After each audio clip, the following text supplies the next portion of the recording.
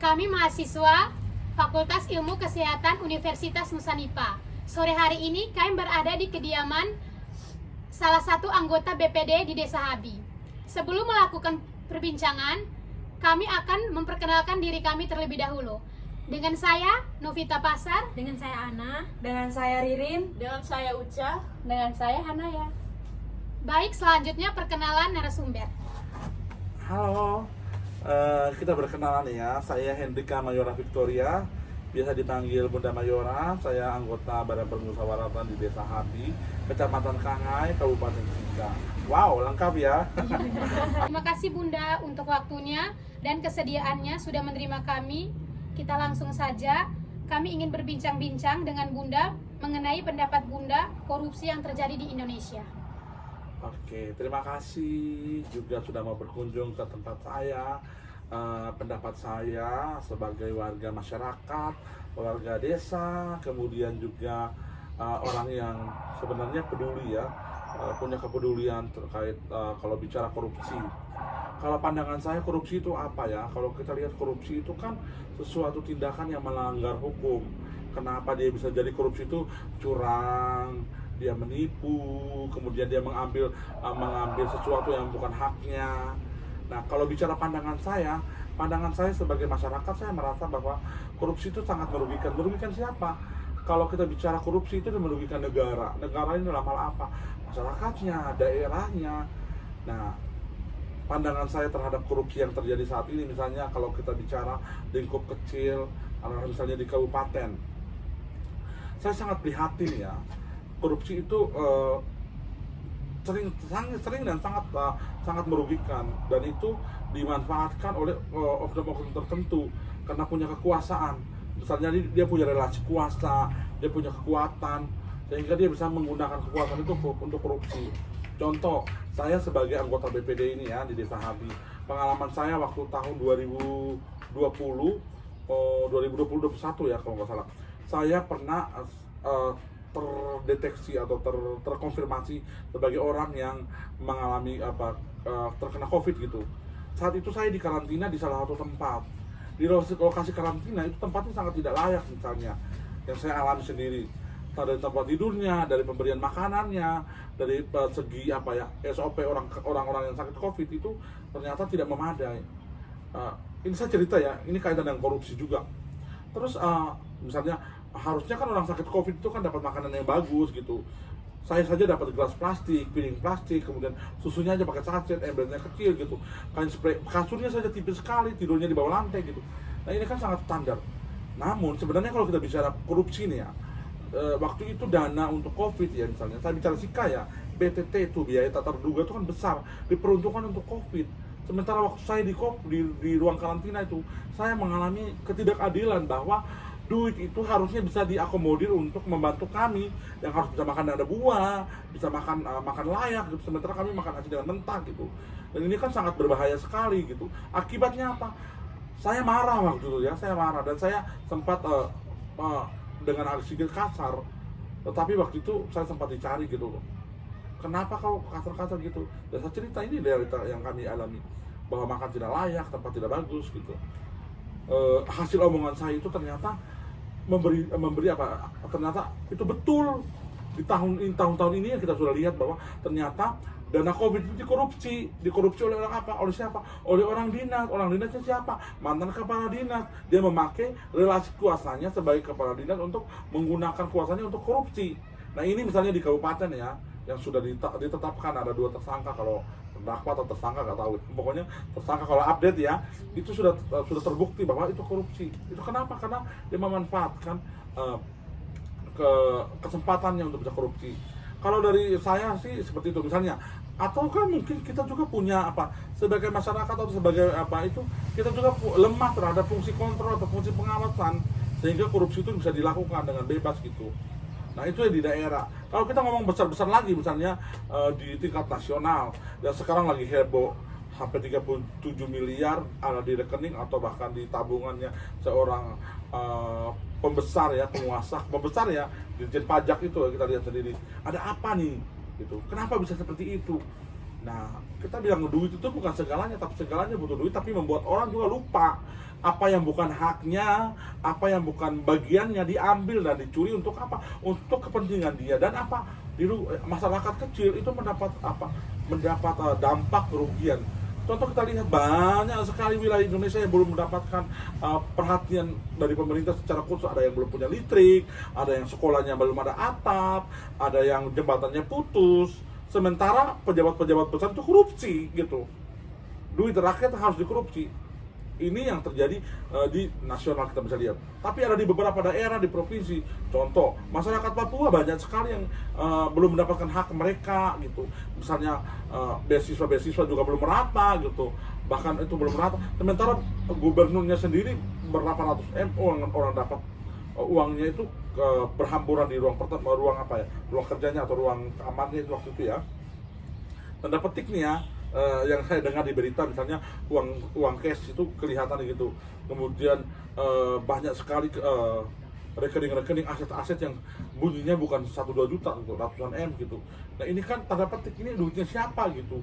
Oh ternyata dicek baik cek, diinvestigasi, ternyata ini uang hasil korupsi, ini uang hasil suap, ini uang hasil kerja proyek, dan ini adalah sesuatu yang sangat merugikan masyarakat. Oleh sebab itu kalau ditanya pandangan Bunda Mayora terhadap ini ya, yang pertama saya memandang bahwa ini pandangan saya bahwa korupsi itu untuk kejahatan yang sangat luar biasa. Kemudian saya punya pandangan bahwa bagaimana kalau orang-orang terus melakukan korupsi, ini kita harus tanda petik kenapa sih sebenarnya. Mungkin dari efek hukum kita belum memberikan efek jerah gitu kan terhadap pelaku korupsi gitu.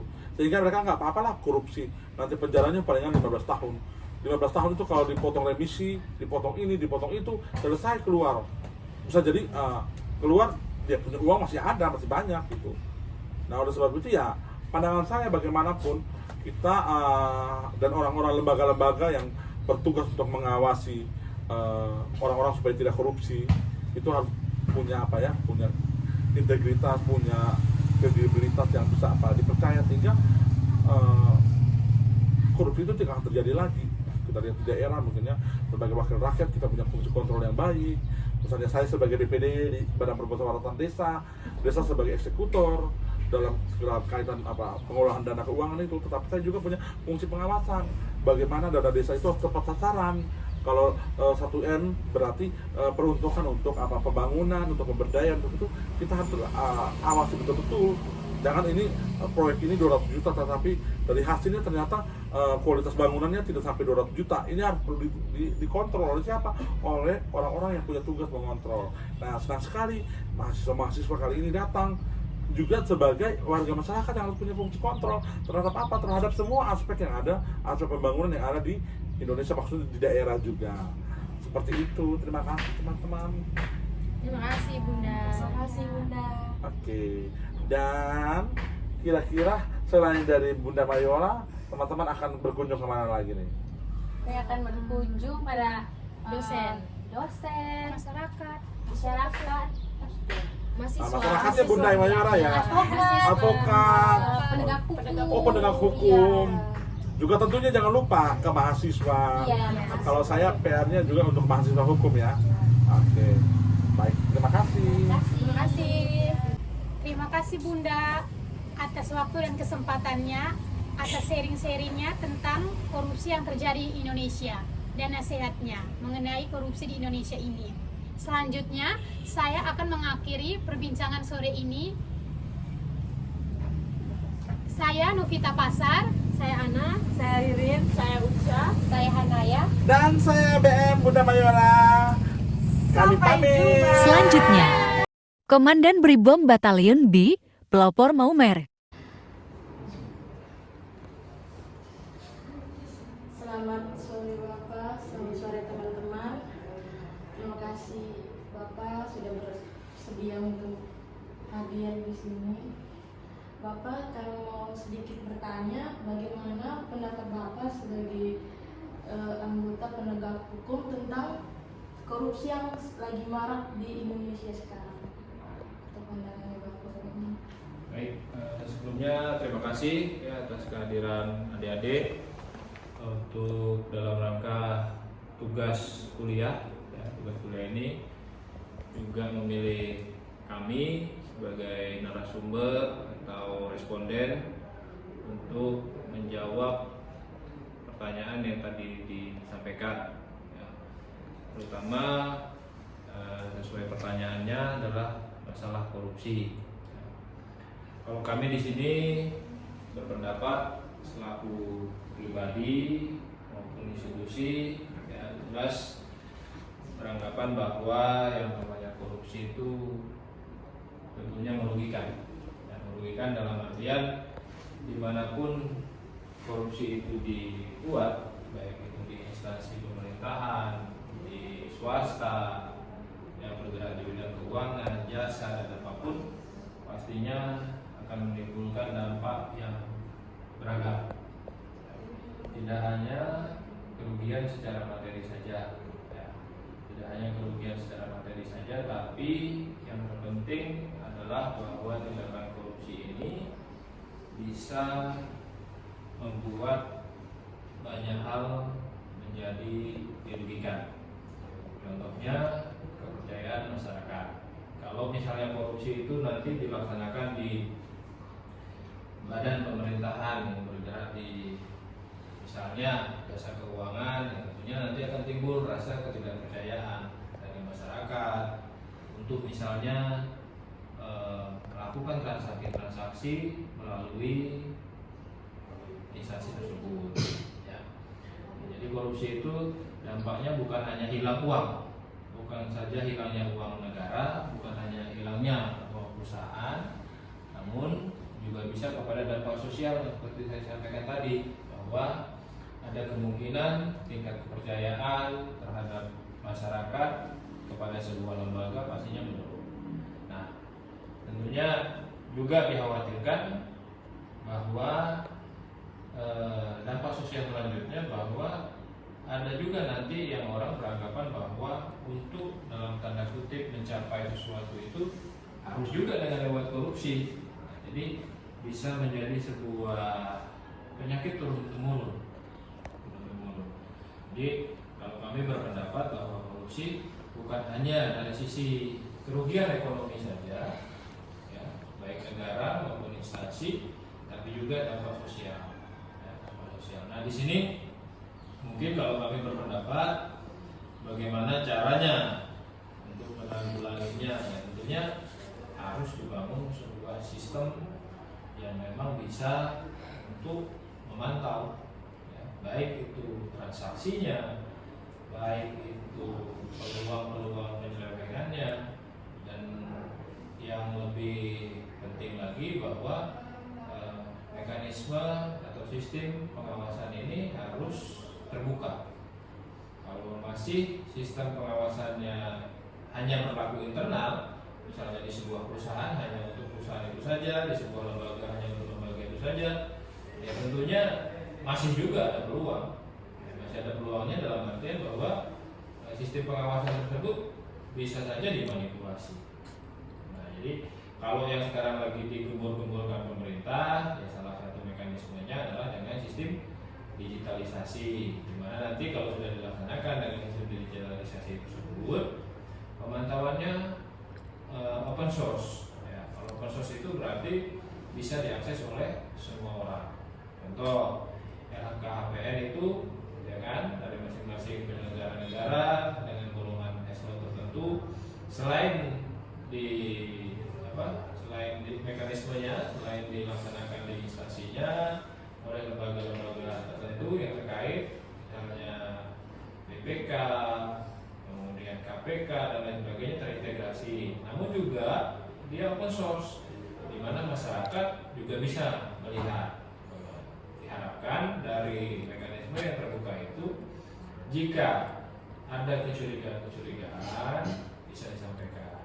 Jadi kalau misalnya masih juga terjadi, ya memang tidak mudah untuk memberantas korupsi, seperti misalnya memberantas demam berdarah.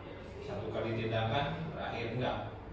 Ya, karena sekali lagi para pelakunya, ya, tentunya dengan sistem yang baru dia mencari cara yang baru. Gitu. Jadi dia menyesuaikan terus. Dulu konvensional korupsinya konvensional. Kalau sekarang korupsinya akan lebih sulit lagi bentuknya, akan sulit lebih deteksi lagi, dan sulit terbaca ya karena memang dengan segenap peraturan yang dibuat itu. Namun celahnya, namanya orang berniat jahat pasti akan terus mencari celah seperti itu. Kurang lebihnya ya, kalau misalnya ditanya lagi bagaimana lagi tindak pencegahannya secara lebih mendasar, ya kembali ya, itu kembali kepada masing-masing individu.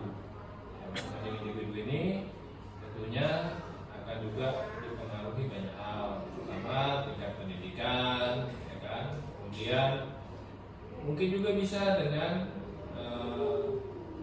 tingkat keimanan, gitu kan. Karena kalau orang yang mungkin tingkat keimanannya rendah, lebih mudah tergoda, ya kan, gitu. Jadi banyak hal. Korupsi itu sebuah hal yang kompleks kalau untuk kita jabarkan. Kenapa, bagaimana, dan lain-lain itu terlalu kompleks. Tapi kurang lebihnya seperti itu. Ada lagi? Satu pertanyaan saja. Oh begitu. Oke. Terima kasih. Ya, kalau dari saya pendapatnya kurang lebih seperti itu.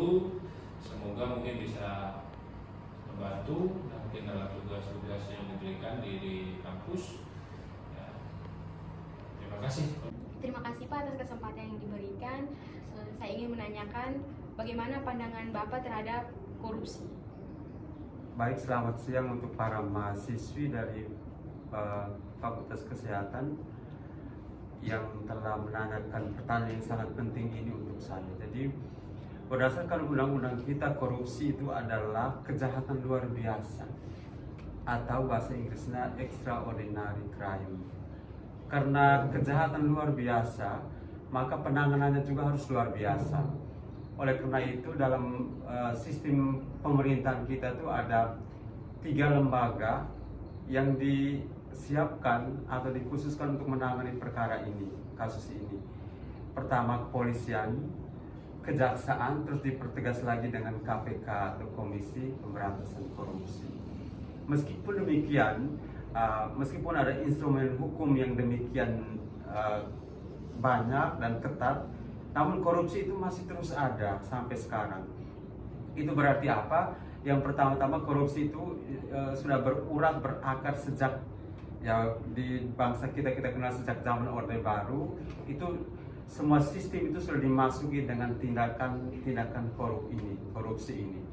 Oleh karena itu untuk memberantas korupsi, hal pertama yang harus dilakukan adalah kembali kepada diri sendiri, kepada masing-masing pribadi, kepada masing-masing kelompok, golongan, dan juga organisasi, lembaga di mana kita mengabdi atau bekerja. Kalau hal ini tidak kita terapkan, maka secanggih apapun, sekuat apapun lembaga atau instrumen yang disiapkan oleh negara, maka korupsi akan tetap ada. Jadi instrumen untuk memberantas korupsi itu hanya alat dari luar untuk membantu, tetapi keinginan, kemauan, dan niat dari dalam diri itu merupakan instrumen yang paling utama untuk membantu mencegah terjadinya korupsi itu. Oleh karena itu, kenapa di sekolah-sekolah, di lembaga-lembaga pendidikan, terutama di kampus kita ada yang namanya pendidikan anti korupsi. Itu mau mengatakan apa? Itu mau mengatakan bahwa pendidikan anti korupsi itu adalah instrumen untuk membentuk manusia dari dalam sehingga korupsi itu bisa diberantas bertahap demi tahap, sedikit demi sedikit, tidak sekaligus, karena ini pekerjaan yang sangat berat dan juga rumit. Oleh karena itu, sinergitas antara yang dari luar dan dari dalam itu diperlukan agar tindakan yang namanya korupsi itu atau paham yang akan mengantar kita pada korupsi itu lambat laun dihilangkan. Baik sekali bahwa kamu punya Pak Guru Cornelius itu, Pak dosen, memberikan kamu tugas ini dan menanamkan nilai-nilai ini. Saya pikir ini hal yang luar biasa karena untuk anak-anak zaman sekarang mereka tidak terlalu sibuk dengan hal ini sebetulnya. Tetapi kamu punya concern akan hal ini sehingga ini merupakan nilai yang sangat positif untuk membentuk generasi-generasi muda Nusanipa yang akan berbakti untuk Nusantara dan berbakti untuk dunia. Baik, sekian dan terima kasih. Selamat sore Bapak, selamat sore teman-teman.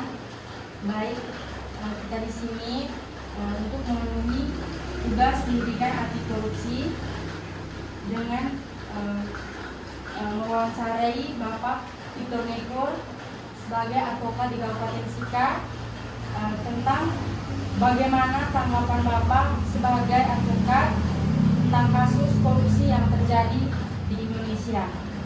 Jadi saya berharap Bapak dapat memberikan pandangan Bapak tentang korupsi yang terjadi di Indonesia, dan saya juga berharap kepada teman-teman untuk aktif menggali apa itu pandangan teman-teman tentang anti korupsi di Indonesia.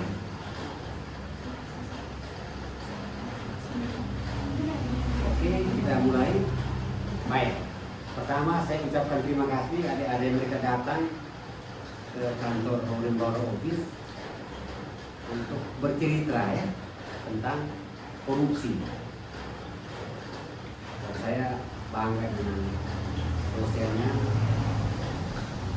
memberikan uang pada mahasiswa untuk terjun langsung ke masyarakat, bisa memahami terutama tentang korupsi dari sudut pandang seorang advokat.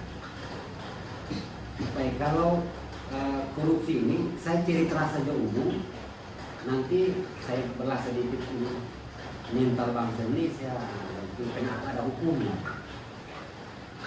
kenapa korupsi, terus mengapa korupsi di Indonesia ini tiap hari. Apakah hukum ini tidak mampu? Menurut saya ya sederhana sekali, korupsi itu perbuatan curang yang merusak sendi pergaulan masyarakat.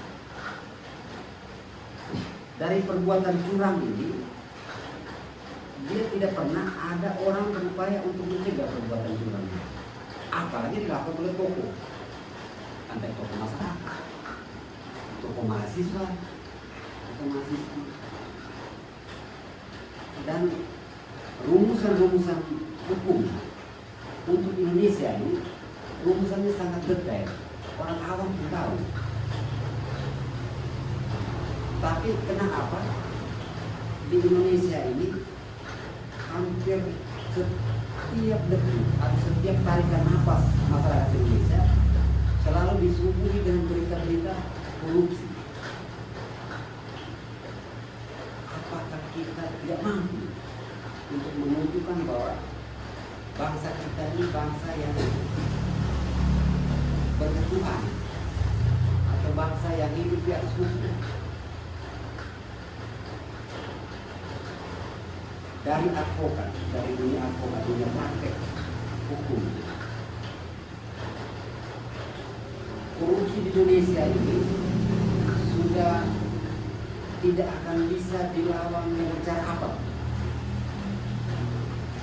kecuali korupsi ini dibawa ke sistem pendidikan kehidupan masyarakat dari keluarga, dari dia kecil sampai dia dewasa, supaya dikenalkan ini loh korupsi, supaya masyarakat bebas untuk menentukan sikap saya korupsi atau tidak. Kalau kita dipaksakan untuk belajar tentang hukum yang mempelajari korupsi, tidak mampu untuk mencegah perilaku korupsi. Kenapa? Perilaku korupsi ini sudah hidup di setiap lini kehidupan masyarakat Indonesia, dan semua orang terlibat di dalam korupsi ini. Banyak cerita korupsi waktu mau kuliah terlambat, korupsi.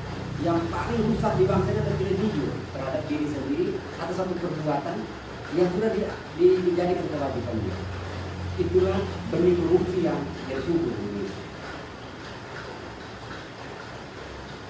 Memalukan ketika ada yang kita lihat koruptor itu banyak terjadi di tokoh-tokoh masyarakat.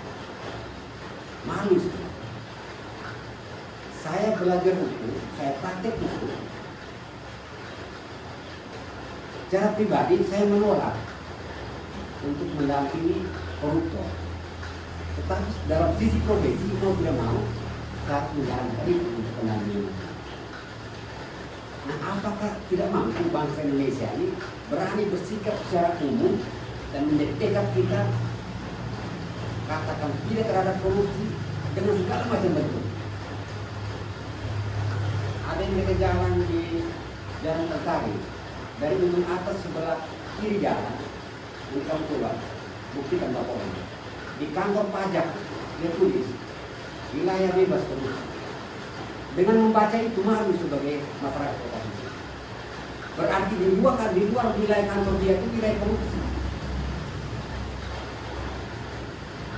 Dia dari sisi pemahaman kita yang pernah kuliah. Daerah bebas korupsi. Pokoknya tak kau itu saya. Jadi kita melangkah masuk di kantor perpajakan kita berkorupsi. Berarti di luar kantor perpajakan adalah wilayah korupsi.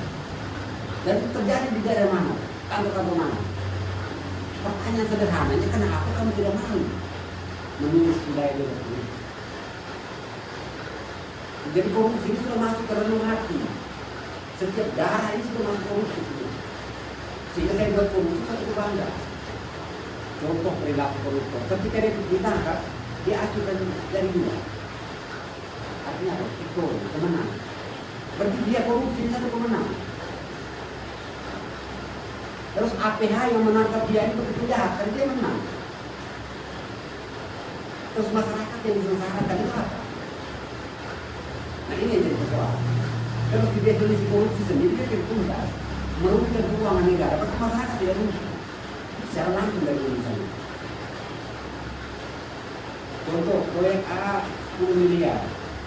Kalau terjadi proyek yang tidak jalan, maka ini merugikan negara. Negara rugi dari mana? Ini kan uang ya, terkait pembangunan rumah sakit untuk masyarakat. Harusnya masyarakat itu bahwa rugi rumah. Perilaku si Tito ini gara-gara Tito korupsi. Maka puskesmas yang terjadi ke masyarakat untuk saya. Ini penting. Ya sistem dibelah kayak apa? Jeruk kan ada isi-isinya. Nah, itu ya terus pembahasan yang politik ini. Tapi berjeruk itu yang ini tidak. Korupsi contoh ada yang sudah ditangkap lah dari tim itu. Politisi nomor satu tabrakan diri yang miskin, perbuatan jahat korupsinya tabrakan diri yang miskin tidak merusak fasilitas umum. Kenapa tidak didakwa juga? Korupsi dan merusak fasilitas umum menabrakkan diri yang miskin tidak. Korupsinya yang ada di yang miskin itu kan mulai negara, juga negara. Ke masyarakat, miskin tidak nyala sampai ke negara karena kita ada problem mobil. Terus ada koruptor yang lain. Ini bagaimana Indonesia? Harun masih itu sampai sekarang kita tahu artinya. Kalau korupsi di dunia, sampai ini tidak tahu. Para manusia, BPO sudah keluar.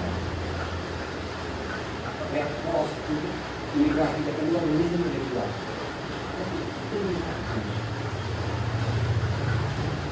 Yang menarik kasus buka ini semua masyarakat menolak kenapa?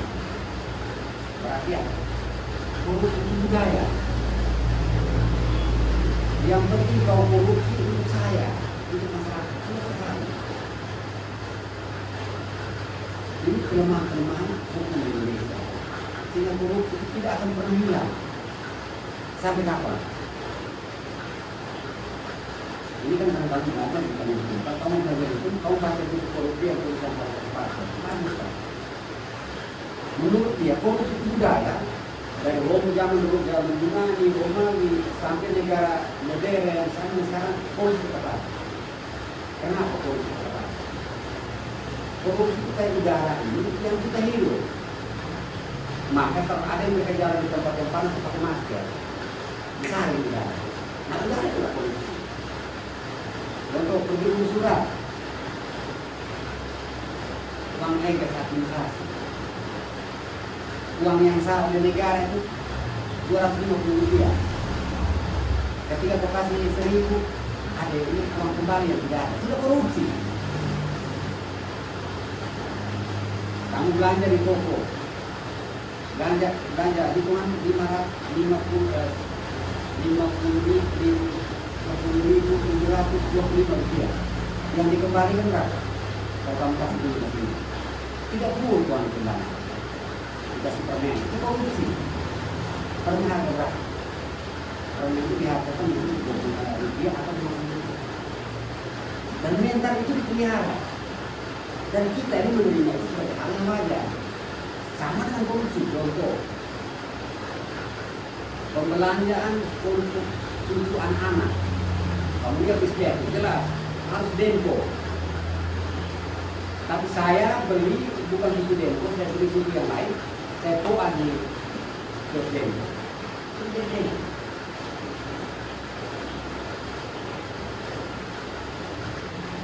Apakah korupsi ini bisa direm nanti? Bisa.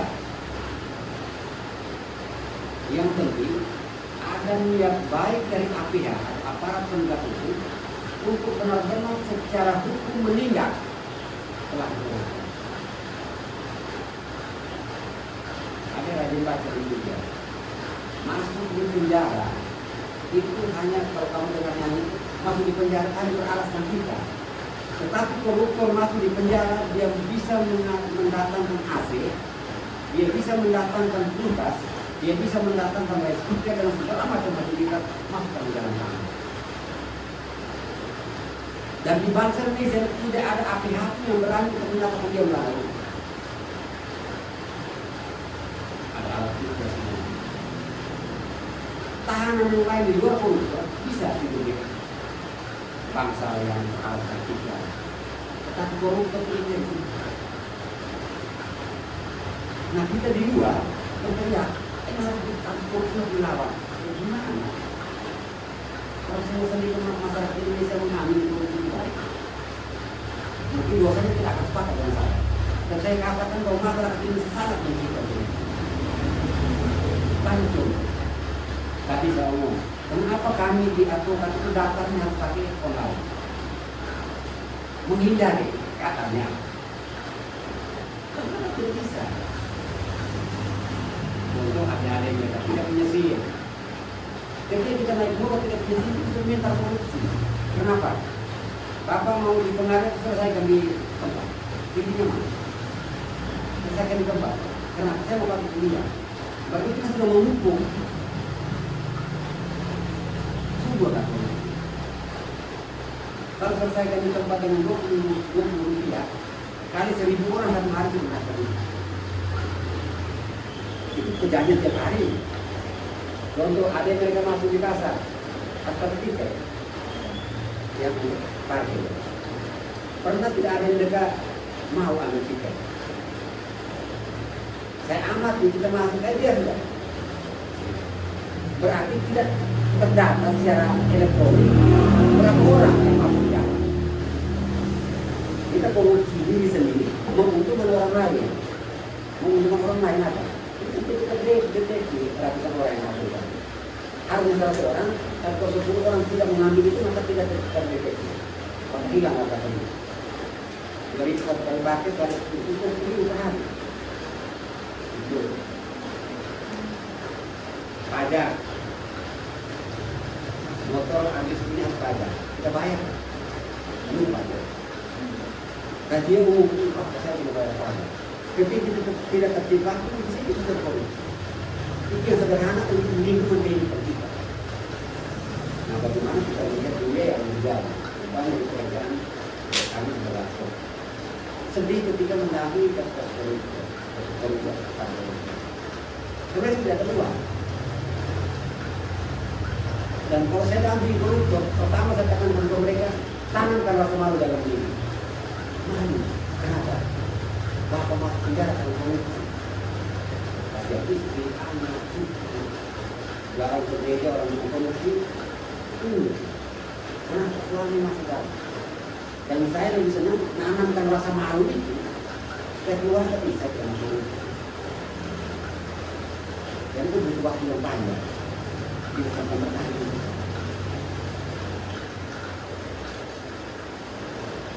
Saya berharap ada yang ke depan. Dia adalah profesional yang baik. Dan korupsi itu berani ngomong. Contoh kalau saya kepala desa, saya bilang, "Adek, kau bantu Bapak ya jadi bagian kesehatan di desa." "Iya Bapak, hanya dulu, gaji saya berapa?" Saya bilang, "Jangan, ini adek, rekan tangannya dapat uang." Nah itu juga korupsi. Nah untuk menghindar dari hal yang kecil, kalau ini negara yang kasih, tanda tangan. Kalau ini berapa kerja, dia tidak 100. Jangan jatuh 100, ada ini uang lelah 100, uang lelah itu tidak perlu kebakar. Kita butuh korupsi, jadi kalau korupsi jangan. Dan itu banyak masyarakat tidak berani untuk korupsi ya, nyaman-nyaman saya tidak masyarakat. Bahkan korupsi itu tidak bersifat perbuatan yang maju, perbuatan yang membanggakan. Orang bangga pada itu. Kalau tidak korupsi itu di mana air, apa tinggalan yang apa sudah mengerti, kita sudah tahu, sudah tahu. Oke, ada. Kalau kamu sementara itu, nanti kalau ada mau tanya lagi, sesuai yang masuk dulu.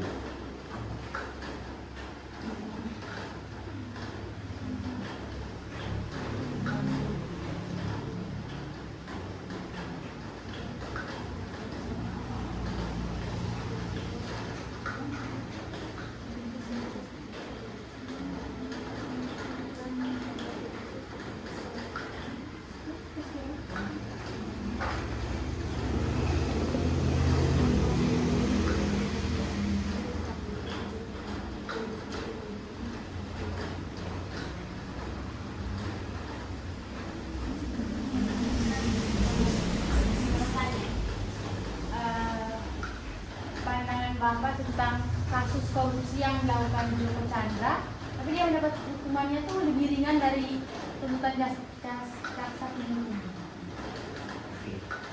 Jadi begini, hukum di Indonesia ini untuk menunjang pelaksanaan materi hukumnya baik, itu harus didukung oleh hukum acara. Ya, hukum acara itu kayak aturan lalu lintas, larang berhenti ya, tidak boleh berhenti.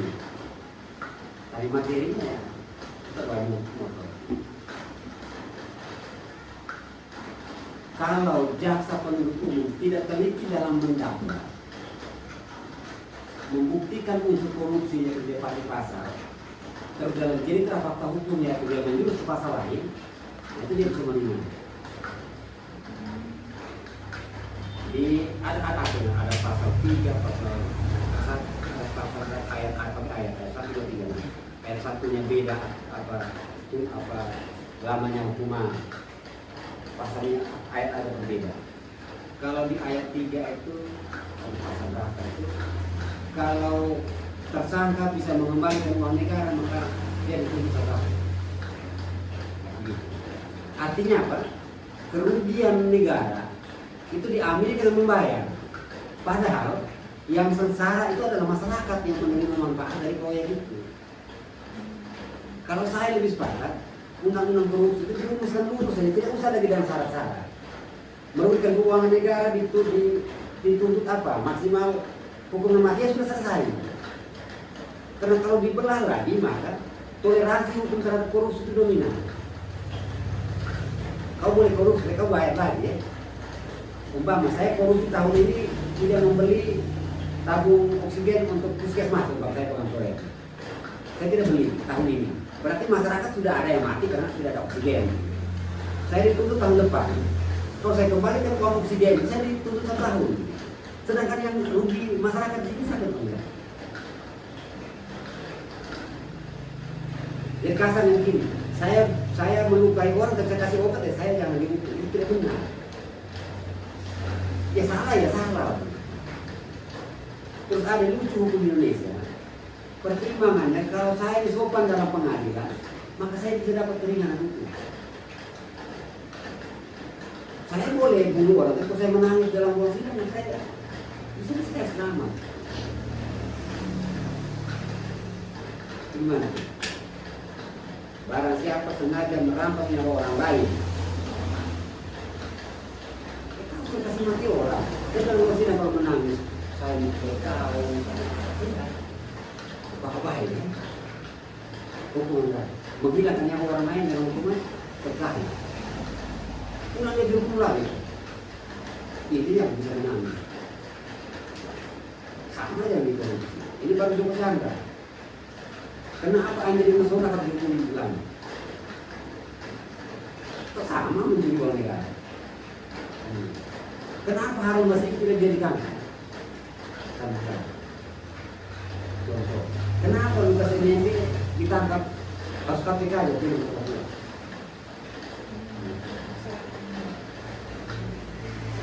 Berhukum di Tebang Pilih. Nah, pandangan masyarakat Tebang Pilih orang kaya diumumkan orang tidak. Tebang Pilih tidak, APH-nya tidak berani. Kayak punya mesin sensor tapi tidak mampu sensor orang pelata yang usia 100 tahun karena mesin tergaji ya Pak. Ya tidak bisa kok lawan. Ya. Jadi modal ini bukan kelemahan hukum, tapi kemampuan APH membuktikan itu yang dia lemah. Contoh, dia diusulkan harus merugikan keuangan negara, merugikan negara. Kalau di dalam dakwaan dia merugikan negara terkait pengacara yang menangani koruptor untuk membuktikan bahwa tidak ada kerugian negara. Itu disebutkan. Walaupun betul ini puskesmas tidak dibangun, tidak ada kerugian negara. Contoh, di Mugere. Pembangunan peletakan batu dan penancapan tiang untuk pembangunan di Spain Kabupaten Sungai. Sudah ditancap sampai sekarang tidak tahu. Siapa yang bertanggung jawab? Katanya Pak Mega tidak.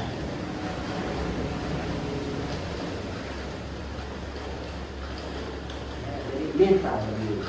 Lebih banyak di mental. Saya sebagai orang jaksa mampu tidak, berani tidak, hati saya berani tidak untuk mendakwa dia yang harus mati. Terutama korupsi dalam bentuk dalam situasi pidana. Nanti koruptor yang sudah menangis, itu koruptor yang bilang, ayo aku jaksa saya punya anak mau nikah, saya mau baik sudah. Kemanusiaan yang dipakai. Maka sila pertama, ketua yang master, sila kedua kemanusiaan yang dipakai. Itu yang dipakai. Bukan lagi hukum. Ini hukum. Hukumlah segala-galanya. Kalau hukum dia mati. Itu kita pakai 10 dengan Tuhan. Pernah Tuhan menghukum orang? Jangan menghukum, pernah Tuhan menghukum orang? Tidak. Mereka hukuman mati. Banyak orang teriak, melanggar HAM. Ya terus, hukum orang melanggar HAM. Atau koruptor yang memakan uang negara, atau koruptor yang merusak proyek itu melanggar HAM. Jadi, aktivitas tidak melanggar HAM itu kebutuhan dasar yang bilang. Puskesmas kebutuhan dasar masyarakat. Pasti dibagi ya. Ditanya lagi, apa itu dulu ya? Kebutuhan dasar. Kamu kok bisa dulu? Itu apa? Lihai-lihainya orang untuk keluar dari kumpulan korupsi.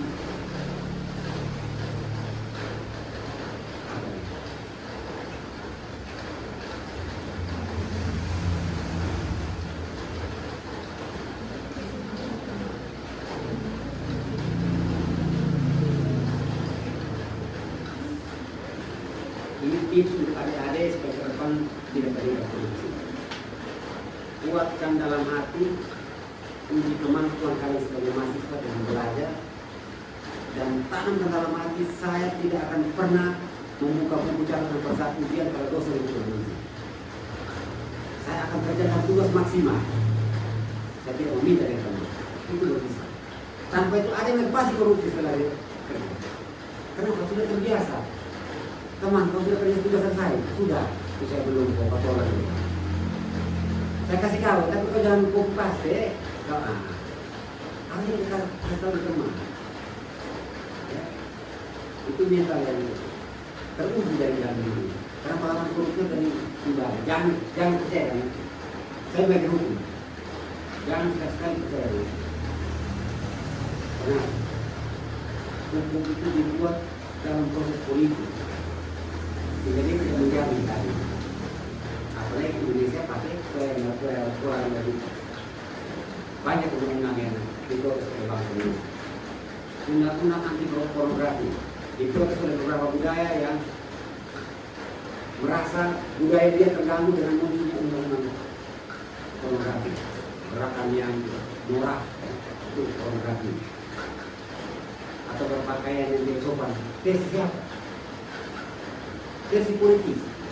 Tapi diterapkan apa di mana kalau orang yang budayanya pakai apa namanya atas terbuka. Kalau dia tidak itu pornografi, masa itu? Jadi undang-undangnya tidak berjalan dengan baik. Terus undang-undang kekerasan seksual PKS, pemberantasan kekerasan seksual sudah disahkan bulan tahun lalu, belum bisa efektif. Kenapa? Banyak menyentuh akar personal. Istri bisa melakukan, suami tidak. Polisi kalau suami bentak-bentak istri pada saat di rumah. Perempuan jalan di jalan tidak boleh ada tindakan atau ucapan yang melanggar perempuan yang jalan. Nah, kalau ada tidak suka dengan saya, ada yang jalan begitu, tiba-tiba, kalau itu tidak baik, jadi kenapa dari polisi? Saya mau tahu gimana ini. Gimana? Kenapa undang-undang ini? Pada budaya kita tidak. Nah, korupsi ini kalau dibuat korupsi, undang-undang korupsi ini, kalau dibuat berdasarkan budaya Indonesia, saya yakin korupsi bisa dicegah. Di budaya Indonesia. Kami orang kita, kalau kami sudah mulai tumbuh besar menjadi sedikit sudah bisa bergerak menuju ke saya Indonesia, maka kami harus patuhi lompat tikut lompat saat. Jangan mengambil hak milik orang lain. Jangan menutup hak milik orang lain. Saat itu saya menutup, saya ambil dengan satu punya kekuatan, saya tutup. Upah merokok ini untuk partitur, saya punya kekuatan, saya tutup. Dan itu harus disumpah.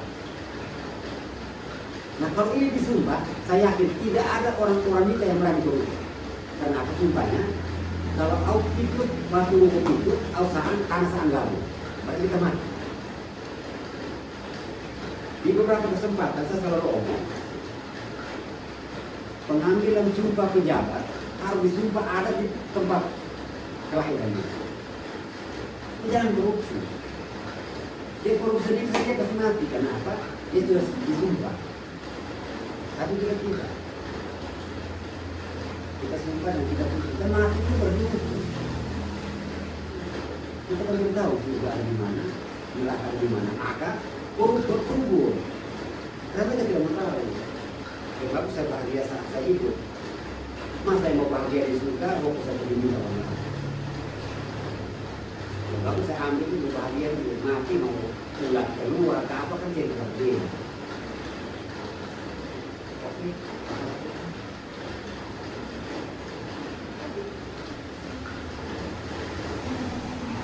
Baik Bapak, terima kasih atas tanggapan Bapak tentang kasus korupsi yang terjadi di Indonesia ini. Itu saja wawancara dari kami.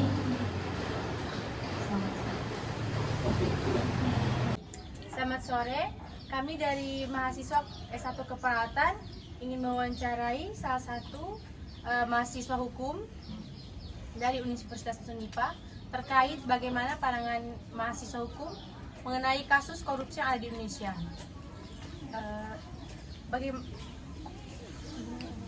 Bagaimana pendapat kakak tentang maraknya kasus korupsi yang ada di Indonesia? Oke, selamat sore. Saya salah satu mahasiswa Fakultas Hukum. Baik, terkait dengan korupsi, sebelum kita melihat kasus-kasus korupsi yang ada di Indonesia, kita harus terlebih dahulu mengerti tentang pengertian korupsi. Korupsi itu terjadi karena adanya kesempatan dan niat jahat dari seseorang. Korupsi itu seringkali terjadi melibatkan para pejabat publik yang ada di seputaran lingkup pemerintahan maupun lingkup swasta yang menyalahgunakan kewenangannya untuk kepentingan pribadi atau terkait pendapat mahasiswa mengenai pendapat saya sebagai salah satu mahasiswa Fakultas Hukum tentang maraknya kasus korupsi yang ada di Indonesia. Sebenarnya hal ini sudah menjadi budaya Indonesia. Padahal korupsi sendiri atau tindak pidana korupsi sendiri sudah diatur dalam Undang-Undang Nomor 20 Tahun 2001 mengenai tindak pidana korupsi. Tetapi kenapa sudah adanya aturan, pejabat publik atau oknum-oknum itu terus selalu mengulangi kejahatannya?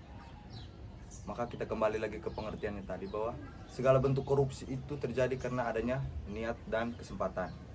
Oleh karena itu, sebagai mahasiswa kita harus memberikan pengertian atau memberikan kampanye tentang bagaimana pendidikan anti korupsi itu hadir di kalangan mahasiswa terlebih dahulu, agar ketika keluar ke masyarakat, mahasiswa sudah bisa untuk memberikan kampanye mengenai pentingnya pendidikan anti korupsi.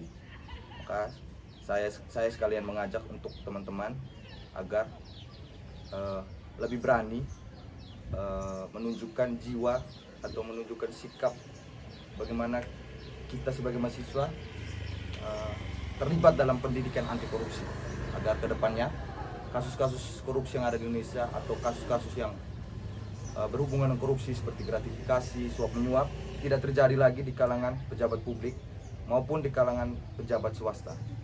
Caranya adalah dengan membenahi diri dulu.